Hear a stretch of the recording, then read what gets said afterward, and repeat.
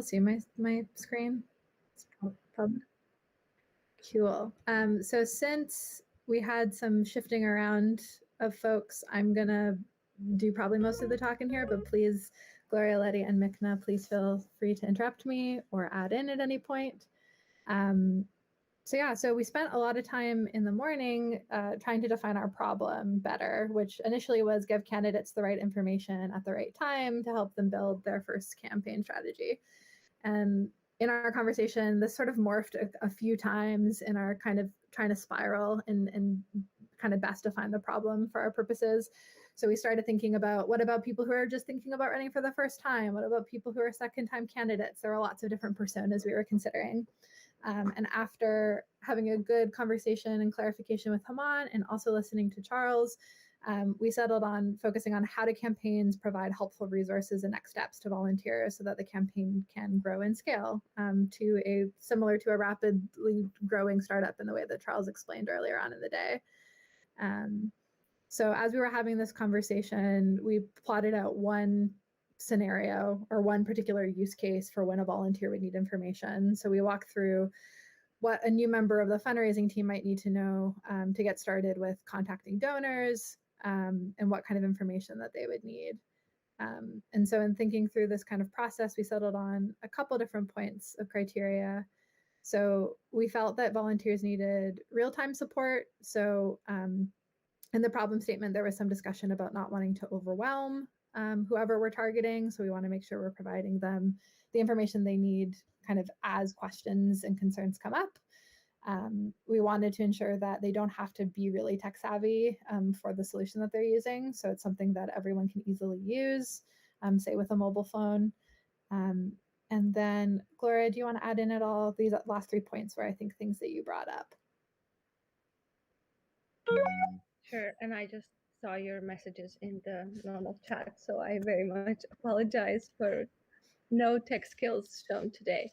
Yeah, I think partly it was kind of making sure that the human element isn't lost and kind of making sure that given that the volunteers in the future will look very different from what we're used to on the kind of traditional campaign side, taking that extra step on the relationship management, which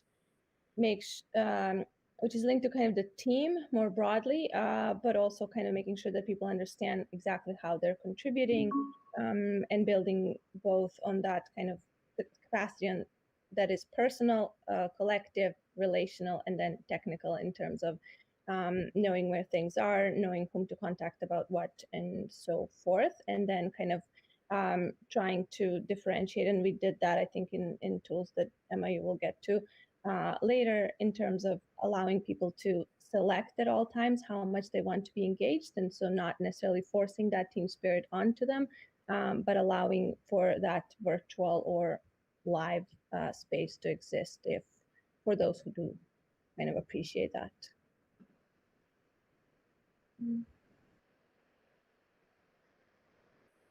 Letty, did you want to add as well?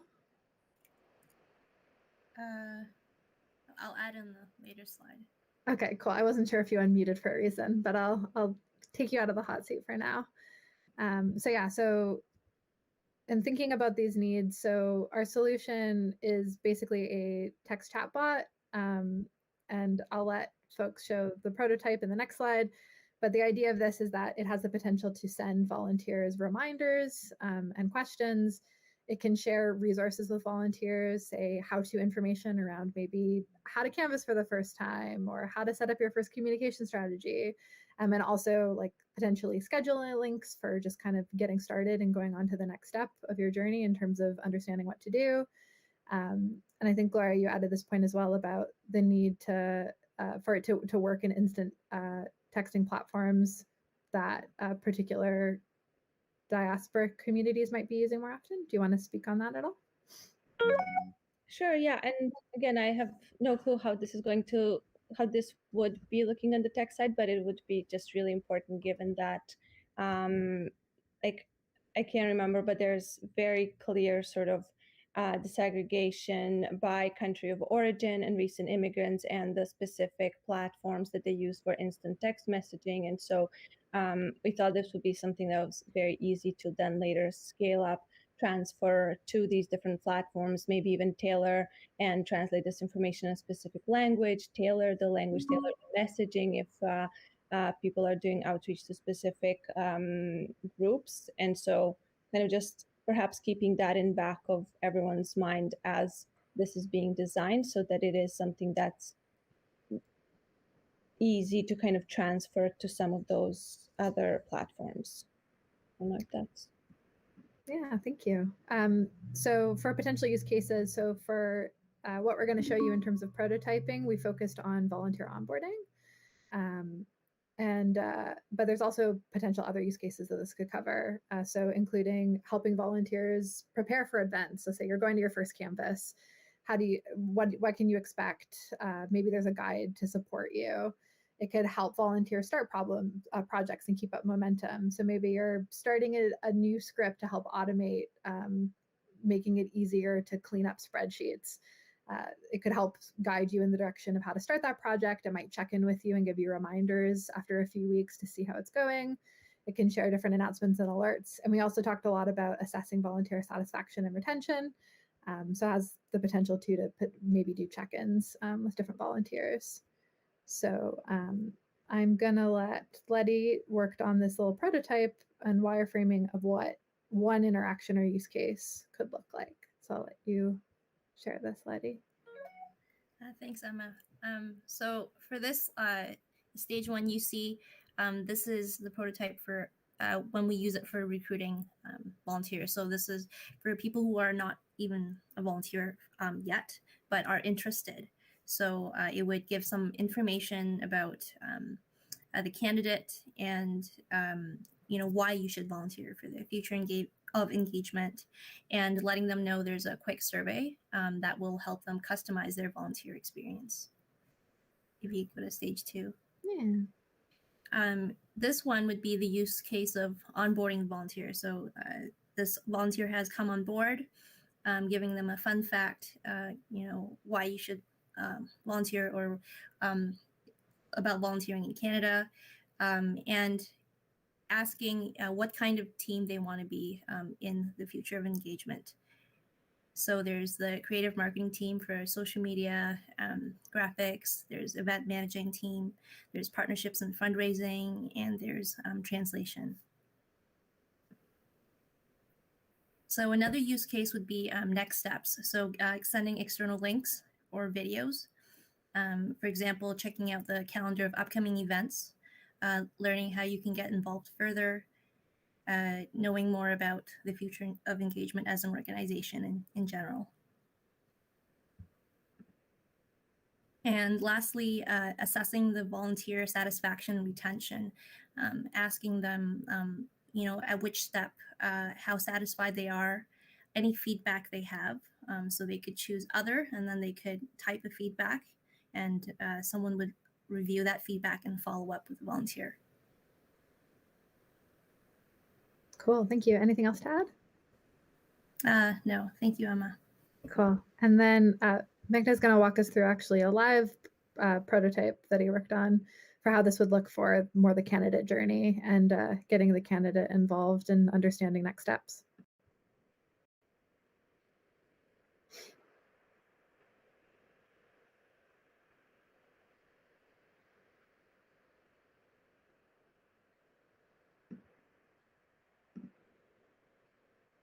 Can you see my screen?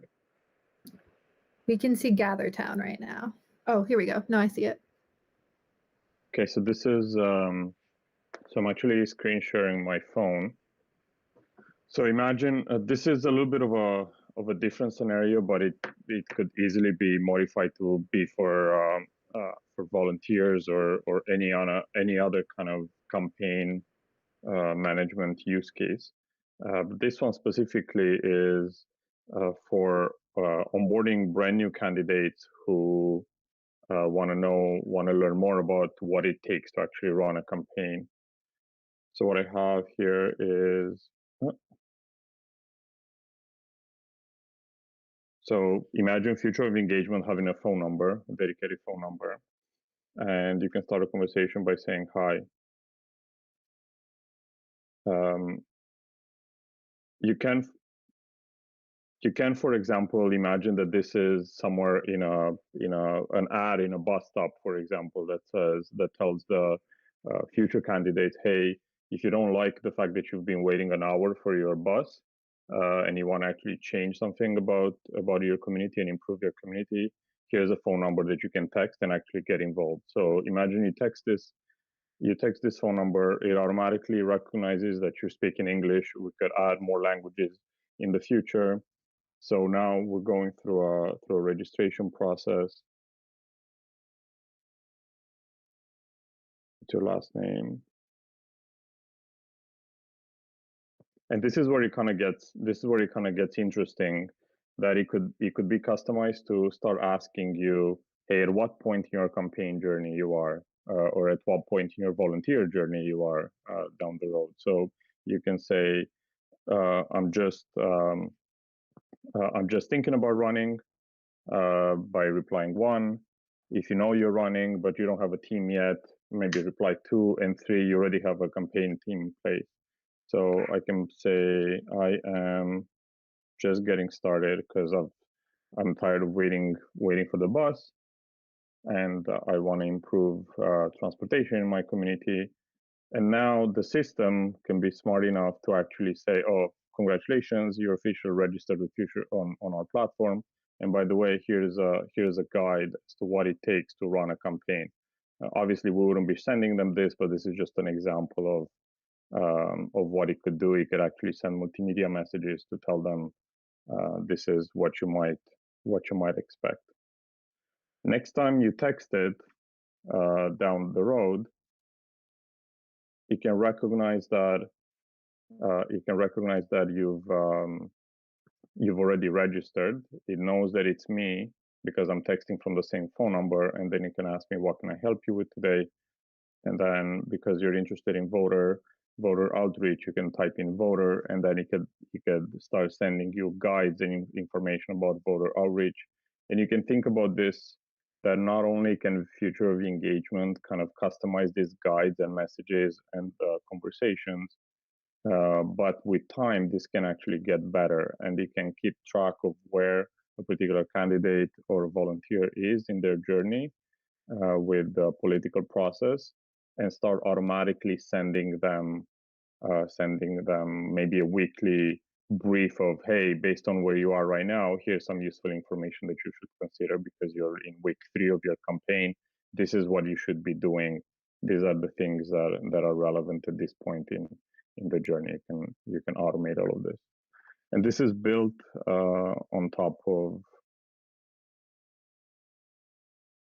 I'm just going to turn this off.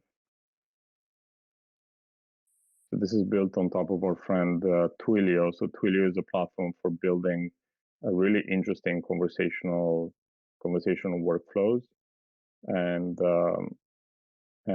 on top of this, it's got a really cool way to train a model and build a model of knowledge and a CMS, so that when you type in voter outreach, it knows what to send you back and how to engage with you further.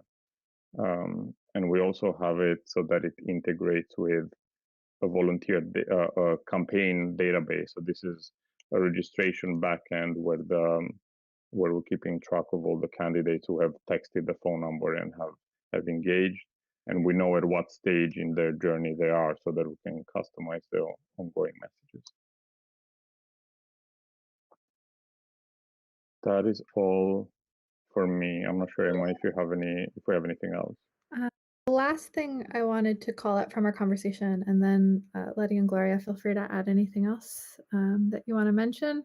The last thing we talked about a little bit throughout the discussion is sort of who's going to be responsible for creating this content, and what is the relationship between Future of Engagement and these campaigns.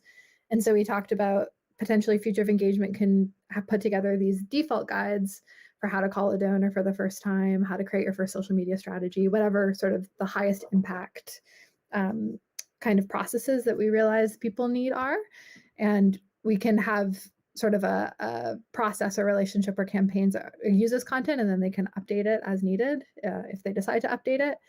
with the assumption and the expectation that they'll share those modified guides back with future engagement at the end of their campaign lifecycle, so that future of engagement can incorporate any insights and learnings, and we can kind of better understand the usefulness of those how-tos and how to make them better in the future.